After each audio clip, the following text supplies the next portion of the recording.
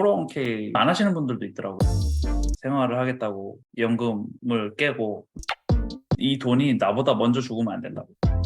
만약 김프로님이 20, 30대로 돌아가신다면 아, 뭐를 하셨을 것 같으세요? 플랜을 세울 것 같아요. 장기로 이제 어떻게 돈을 모으고 얼마를 쓰고 얼마를 저금해서 음. 어떻게 투자할지를 계획을 세울 것 같아요. 일단 목표가 있어야죠. 내가 은퇴를 했을 때 어떤 경제적 수준을 원하는지 설정을 해서 그 그림이 있으면은 이제 실천 계획을 세우는데 도움이 많이 될 것 같아요. 제가 후회하는 거는 그런 생각이 아무것도 없었어요. 저도 유학생으로 와서 겨우겨우 생활 유지를 했었으니까 그런 큰 그림에 대한 개념이 전혀 없었거든요. 취직을 해서 돈을 벌기 시작하니까 그동안 못 쓴 거 막 쓰고 음. 놀러 다니고 좀 허비를 많이 했던 것 같아요. 401k라든지 일단 처음에 은퇴라는 생각이 아예 없었어요. 서바이벌이 중요했고 유학생 때 못 해봤던 거를 해보고 싶은 마음에 그거를 해보는 것도 중요하잖아요. 맞아요. 네, 써봐야죠.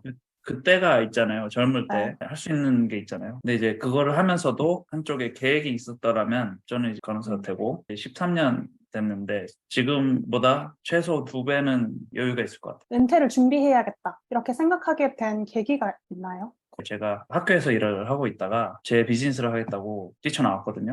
네. 뛰쳐나오고 다음날 코로나가 팬데믹 선언되면서 비즈니스는 날아간 거죠. 생활을 하겠다고 연금을 깨고 음. 그걸로 저걸 했었는데 그때 당시에는 당장 살아야 되는 게 문제여서 지금은 후회를 많이 하고 있지만은 이거를 깨면은 은퇴하면 어떻게 하지? 이 생각도 음. 했고요. 가족이 생기고 이제 아이들이 생기니까 최소한 나중에 은퇴를 했을 때 아이들한테 짐이 되지 말아야겠다 그런 생각이 음. 들면서 어느 정도 소득이 있어야 다른 사람들한테 기대지 않고 살 수 있을까? 은퇴를 하면은 여행을 가보고 싶은 생각이 있거든요. 어느 정도 소득 수준이 필요할까라는 생각이 자꾸 들게 되죠. 코로나 때 뉴욕 라이프에서 일을 하면서 다른 사람들은 이렇게 플랜을 하는구나 보고 들으면서 미국 분들이 어떻게 계획을 하는지를 들으니까 스케일이 다른 게 저는 저의 삶만 가지고 재정 플랜을 하는데 이분들은 이제 세대를 거쳐서 나의 부뿐만 아니라 후손들까지 생각을 음. 하는 계획을 하더라고요. 그래서 집안의 재무 상태가 괜찮으면은 자녀분들, 후손들이 좀 더 경제적으로 삶이 안정돼 있으니까 공부도 자기가 하고 싶은 거 아니면 사업이라든지 뭐 이런 것들도 해볼 수 있는 데 도움이 되지 않나. 저희 은퇴 계획도 하지만은 우리 아이들 그리고 그 밑에 후손들도 지금 내가 하는 거에 영향이 있겠구나. 아이가 생기면은 관점이 바뀌는 것 같아요. 네, 그런 것 같아요. 이 아이들의 미래까지 이제 생각을 하게 되니까 음. 아까 20대 때, 30대 때, 저는 10몇 년 전이 30대니까 그때 지금 10몇 년 가지고도 차이가 엄청나다고 말씀드렸잖아요. 네. 거의 2배 이상 차이 나는 것 같다고. 아이들까지 생각하면 3, 40년이죠. 그리고 그 후손까지 생각하면은 거의 뭐 5, 60년 시간을 생각하면은 수십 배가 차이 날 수 있는 음. 얘기이기 때문에 네. 지금부터 준비를 하면은 그 차이를 만들 수 있다는 거를 생각하게 되죠. 이민자 분들은 일단 서바이벌이 제일 중요하잖아요. 안 와닿는 경우도 있는 것 같아요. 지금 현재 이거부터 해결을 해야 음. 미래에도 있는 거니까. 일찍 시작하는 게 중요하다고 얘기하시는 게 일찍 시작할수록 시간이 이제 복리로 돈을 벌어다 주잖아요. 저도 대학 다닐 때나 대학원 다닐 때는 몰랐고 이제 알고 시작했는데 저도 그거를 제 나이 또래나 다른 간호사분들, 뭐 유학생, 뭐 이민자분들이 많이 알았으면 좋겠거든요. 특히 지금 싱글이라면 네. 먹고 뭐 놀고 하는 것도 중요하지만 내가 가족이 있고 키울 아이가 있을 때보다는 여유가 더 있을 수 그렇죠. 있잖아요. 한 달에 뭐 100불이라도 200불이라도 네. 조금이라도 말씀하셨듯이 막 401k나 이제 IRA에 투자를 해서 없는 돈이라고 생각하고 그냥 내버려 두면 미국 주식시장은 우상향을 한다고 믿기 때문에 그렇게 저는 하고 있거든요. 이것도 조금 저는 성향 차이인 것 같기도 하고 내가 서바이벌 모드면 투자는 무슨 그렇죠. 투자야 내가 지금 먹고 살기 힘든데 그렇죠. 그런 상황에 있는 분들도 있으니까. 그 단계를 넘어서는 때가 오잖아요. 유학생이라면 유학을 끝내고 취업이 다음 단계잖아요, 대부분. 음. 때가 이제 제일 중요한 타이밍이라고. 물론 그 전부터 이런 지식이나 노하우를 배워서 관심이 있었으면 더 좋겠지만은 내가 이제 돈을 벌기 시작할 때부터 실천을 하는 게 제일 좋잖아요. 저는 그때 처음 직장을 들어갔는데 401k를 하라는데 음. 이게 뭔지 이해를 잘 못하고 이거 안 하시는 분들도 있더라고요.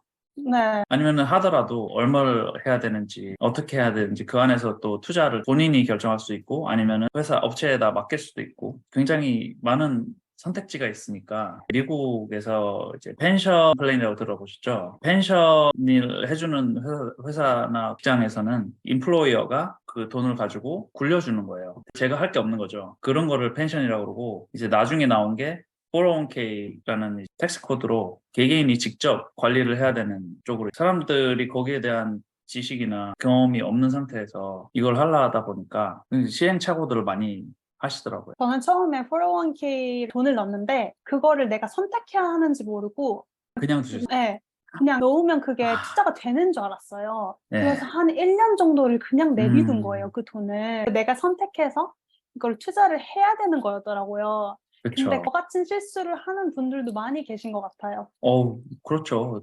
되게 네. 많아요. 회사에서도 자료 링크 딱 주고 네가 알아서 음, 공부하잖아요. 이게 삶에서 굉장히 중요한 부분 중에 하나인데 학교에서도 안 가르쳐 주고 운이 좋아서 옆에 누가 알아서요. 있으면은 배우는 거고, 이게 한 사람의 은퇴하고 나서 30년이 될지 40년이 될지 이게 어떻게 될지 모르는 그 중요한 결정하는 거를 알아서 해 이렇게 한다는 게 참 안타깝고, 어떨 땐 그럼, 화도 나요. 아니 정글도 아니고 그럼 알아서 알려주세요. 어떻게 생존시키를. 해야 하나요? 401k 어떻게 투자하죠? 정답은 없지만 일단 401k는 세금 공제 대상이잖아요. 401k가 좋은 게 세금을 안 낸 돈으로, 그러면 이제 내가 모을 수 있는 돈이 늘어나잖아요. 세금을 안 낸 만큼 더 많이 불릴 수 있는 기회를 얻는 거죠. 두 가지 종류가 있잖아요. 일반 401k는 세금 공제 받는 401k이고, 로스 401k 그거는 세금을 다 낸 돈으로 굴리는 거기 때문에 나중에 은퇴할 때 로스 안에서 굴린 돈은 나중에 찾을 때 세금을 안 내는 돈인 거예요. 일반 401k는 찾은 돈을 소득으로 간주해서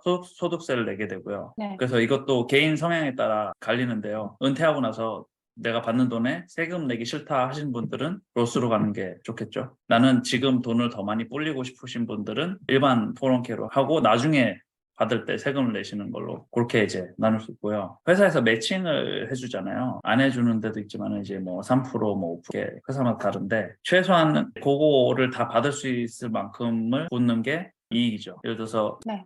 5%까지 매칭을 해준다 그러면 5%를 넣으면은 5%를 받는 거잖아요. 그럼 내가 은퇴 자금을 넣는 거를 공짜로 더불어 하는 거니까. 그리고 100% 매칭해주는 것도 있고 50% 매칭해주는 것도 있잖아요. 그렇죠. 그거는 또 그래서 회사마다 또 다르죠. 저는 이제 최소한 매칭 다 받을 수 있는 만큼 하는 게, 그걸 날리는 건 아깝잖아요. 공짜 돈인데. 내 연봉을 높이는 효과도 있는 거죠. 운영 회사, Vanguard, 피델리티, Fidelity. 거기서 아마 물어볼 거예요.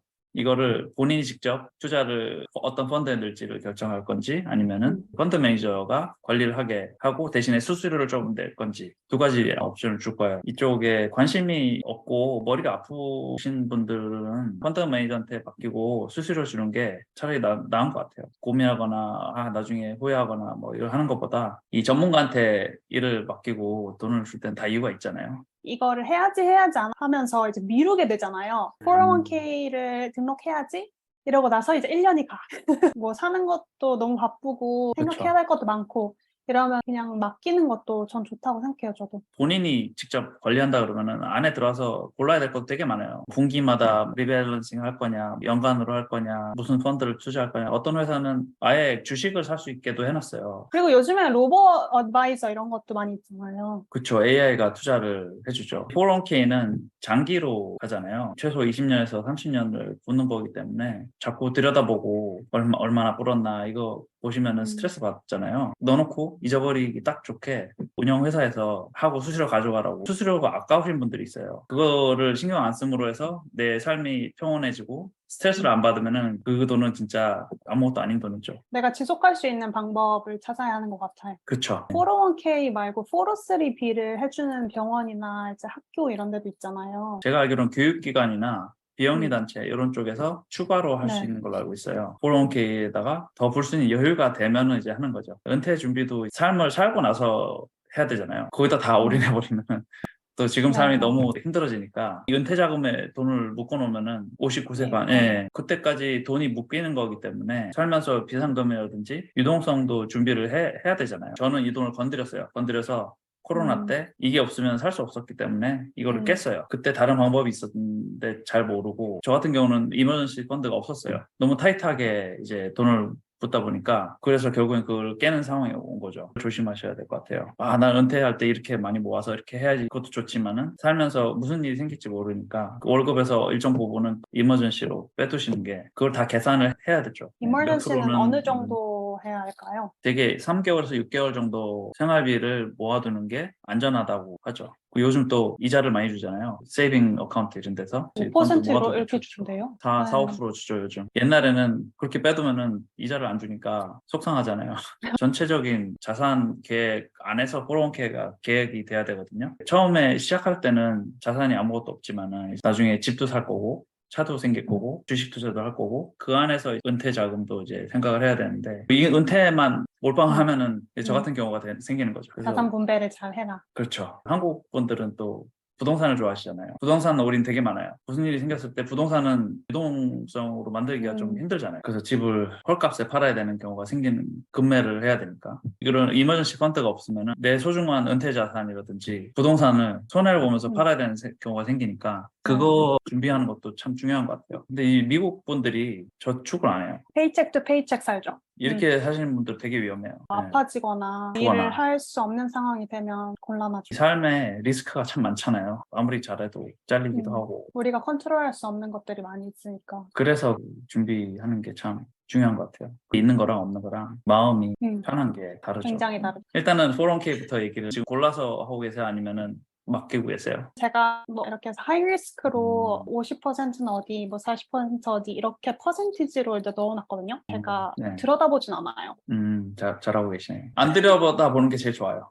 네, 그게 심적으로도 더 안정이 되던데요. 그게 제일 어려운 것 같아요. 네, 맞아요. 집 투자를 할 때 앞으로 30년 남았는데 매일 쳐다보고 있는 거는 스트레스만. 그래서 여유분을 넣어야 되는 것 같아요. 이 돈은 없어진 돈이다. 내가 그쵸. 써야 네. 하는 돈을 거기다 넣으면 안 되죠. 젊을수록 은퇴할 기간이 많이 남아있을수록 어그레시브하게 하셔도 돼요. 펀드들 중에 타겟 데이트 펀드들이 있죠. 2025, 2030 연도 타겟으로 펀드들이 이제 고를 수 있는 게 있나요? 언제 너가 은퇴를 할 거냐 이렇게 해서 계산을 해주는 건 있었어요. 운영사에서 여러 가지 방법으로 도와주려고 하는 건데요. 시간이 많이 있을수록 어그레시브하게 해서 뭐 주식 비중 80, 채권 비중 20 뭐 이렇게 추천을 하는 게 어그레시브하게 투자를 하면은 변동성이 크잖아요. 오를 때는 엄청 올랐다가 내릴 때도 엄청 내렸다가 완전 롤러코스터잖아요. 단기로는 내가 돈을 벌지 잃을지 모르겠지만 장기로 20년 후에를 봤을 때는 성장하는 기업들은 나중에 성장을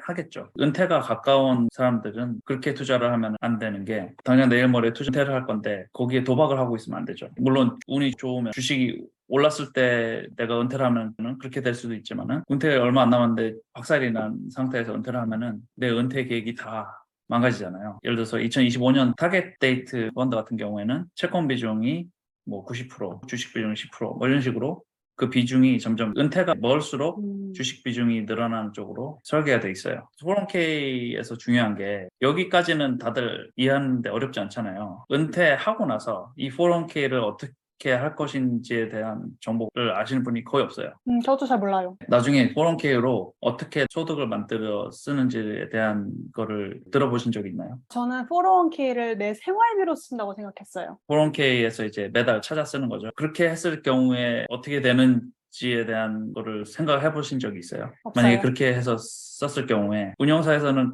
그렇게 해서 시뮬레이션 돌려주잖아요. 네네. 예를 들어서 은퇴할 때 100만 불이 이제 401k에 있었어요. 거기서 매달 2,000불씩 빼서 쓴다고 쳐볼게요. 주식시장이 올라가면은 그걸 뺐어도 상관이 없겠죠. 근데 코로나나 뭐 이런 게 생겼어요. 계좌가 반토막이 나거나 많이 떨어졌겠죠. 네. 거기서 돈을 뺐으면은 다음에 올라갈 때 줄어든 돈에서 올라가기 때문에 내가 언제 죽을지 아시나요? 모르죠. 이런 얘기를 해요. 재무설계할 때. 이 돈이 나보다 먼저 죽으면 안 된다고. 401k를 그냥 이거를 넣자.